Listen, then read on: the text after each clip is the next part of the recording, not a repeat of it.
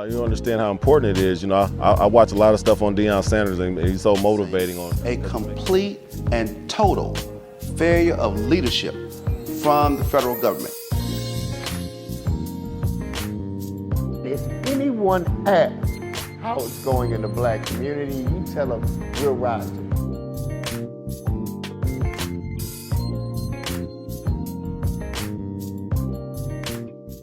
And he is no stranger to the Brian Clay Chronicles. He even hosts a program right here at Greater Memphis Media Incorporated. Brother Tarik Sugarmon, how you doing, man? Doing wonderful. Good. You're to see looking my like a Morehouse good Morehouse man should. Well, thank you. If this is how a good Morehouse man is supposed to look. That's right, and that we need a T-shirt. You got one. So got one. I'm gonna be wearing that too. But let's go into detail quick. Josh Pickler with Just City, they conducted a scathing report on the juvenile court system here in Shelby County, and it came to pass that children of African American heritage are not treated fairly in the system. Can we go into detail about that? Well, actually, it picks right back up where the Department of Justice left it. In the final report in 2018, before as the Department of Justice was leaving, at the request of the Juvenile Court and the executive office, the mayor, they concluded that not only have things not gotten to where they should be in terms of their compliance with the requirements of the Department of Justice Memorandum of Agreement, but they said that it would also revert and probably get back to where it originally was before, after the investigation was initially done. And this just bore that out. Now, the Countywide Juvenile Justice Consortium, which is also a nonprofit, that had tried to follow up, and the Juvenile Court had been resistant in giving a lot of information and data to support the claims they were making about the effectiveness of their programs. After the Juvenile Court did not provide that, Just City came in and did the investigation and pretty much concluded the same thing. The same conditions were existent. The criteria they used, or do you know? No, I don't know. I'm sure it was some of the same criteria that the Department of Justice used. Number of transfers, number of youth being detained, and the number of infractions that were minor infractions that still resulted in a youth being detained and taken into the juvenile court system. One of the things I've discussed with Shelby County Commissioner and President of the NAACP, Van Turner, is that crime is a public health issue. Right. So let's scale this down to the juvenile level. We had a situation in Memphis where the wonderful Dr. Atura Williams Eason was essentially assassinated in a carjacking. And ironically, today, I had a chance to meet the family at a press conference at the NAACP. Tarik Sugarmon's on the bench. You're talking about 15, 14-year-olds that have committed a horrible crime. Right. How do we rehabilitate that type of child? Well, I don't want to address or politicize the tragedy. And we're not, yes. And also, as a judicial candidate and judges, we cannot project how we will necessarily rule on certain cases. Of course. But I'll say this, I have always, during this campaign, and even before in 2014, talked about restorative justice. It was a program that was initiated through the Casey Foundation. I was reading about it in 2012 and talking about it in my campaign in 2014. And it is a restorative justice practice where the youth who's accused of a delinquent act, along with the person that is the victim of that, and the family of the youth and the family of the victim if that is a situation, they participate in the outcome. And it also involves the community. And what it teaches a child who is accused of committing a delinquent act is that their actions have repercussions throughout the community.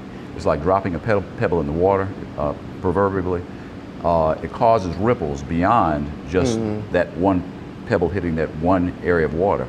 Those ripples spread throughout and even cover the shore in terms of covering the damage that is done in the community. The restorative justice program also looks at rehabilitation, and I as you know, and you as Christians, Right. we worship a God that believes in redemption. Amen. Is a living example of redemption. Amen. And that's the motto that I live by. We have have to have the opportunity to give a young person an opportunity to grow and learn. And as you know, we've had reports now through the Rutgers Foundation Right. that a youth's mind is not fully developed to the point where they can make decisions as an adult until they're about 25 or 26 years old. Right. So why are we treating children as if they're adults? Why are we treating them as if they have the same ability to discern the right and wrong Like an of adult. their actions? Like an adult, yeah. Yeah. And this goes off the beaten path, but I only ask you this question because, again, Memphis, the Sugarmon name is very familiar to many of you because the father, Russell Sugarmon, God rest his soul, was an active member of the civil rights movement. And so the question I would like to pose, not to Judge Sugarmon, but just to Tarik, how do we combat poverty, which leads to so many criminal elements? We had Patrick Dandridge here. It leads to so many environmental issues. How do we curb that as Memphians? That's a complex question. It's a political question. And as a judge, I'm just being honest, I don't have all the answers about that, but I do know when it comes to a child that is growing up in an environment, and I've said this before, a lot of our children growing up in communities like war zones. So they have a layer of trauma that's already built and baked into the communities they live in. And then you add on other factors such as gang violence, problems inside the school that may or may not exist in certain schools and others, and the problems that parents confront, and especially if you're a single parent household, you're trying to raise a child, you're trying to make an income, you're trying to keep the household together, and without the resources, it makes it extremely problematic. The juvenile court can help in that regard. If, for instance, a child is accused of a delinquent act, or it's just say it's a property crime, something of that nature, well, we initially, upon contact with the court, if that's necessary, we can talk to the family and work with the mother, the father, if it's a single parent household, that particular parent, help them get job training, help them do financial management, help direct them to resources that are available to them through nonprofits, connect the child with mentoring programs, programs like Boys and Girls Club and Girls Inc. We have to give these children opportunities to have a life, to enjoy their childhood, and to grow, to develop relationships through sports, through after-school activities. I want to partner with parent-teacher organizations, counselors, and principals to be active as a court in the school. We want to have youth court, so if a child is accused of a delinquent act, have the school participate in it, not have them come downtown for youth court, have it there where the other children learn by the same example and participate in the outcome. Okay. Look into that camera and tell Memphis why we are going to elect the gentleman's judge, Tarik Sugarmon. Because it's been a long time coming. We have to be intentional about restoration, about rehabilitation of our children, and I have the best platform for that. Excuse me, I've been out campaigning just about 24 hours out of the day. About 4 hours of sleep is what I'm getting in honesty, because I'm intentional about change. We have been under the same system for 60 years. Judge Turner served for 40, and he appointed his successor. Curtis Person served for years, and then he appointed his successor. Over that 60-year time period, we've had a prosecutorial lean in our courts. Juvenile courts are set up to be restorative, to treat children as if they're children and give them the opportunity to grow and flourish without leaving them with a record. I'm the best candidate for that. And with your vote, with your help and with your prayers, and then after we get in office, with your support and with your advice and weigh-in, we can turn a lot of these children's lives around. There's no reason why we should have crime increasing this year 30% and up more than what it was last year and the year before.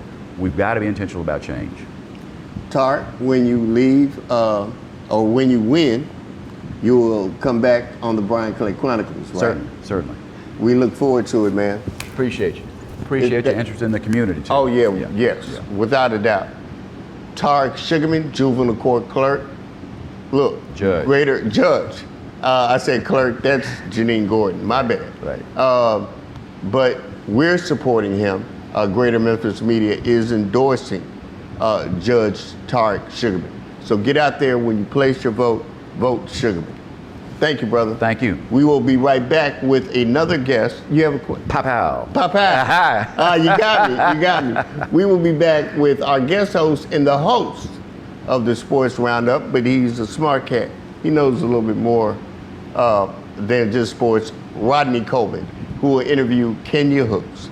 We'll see you in a second. Papa.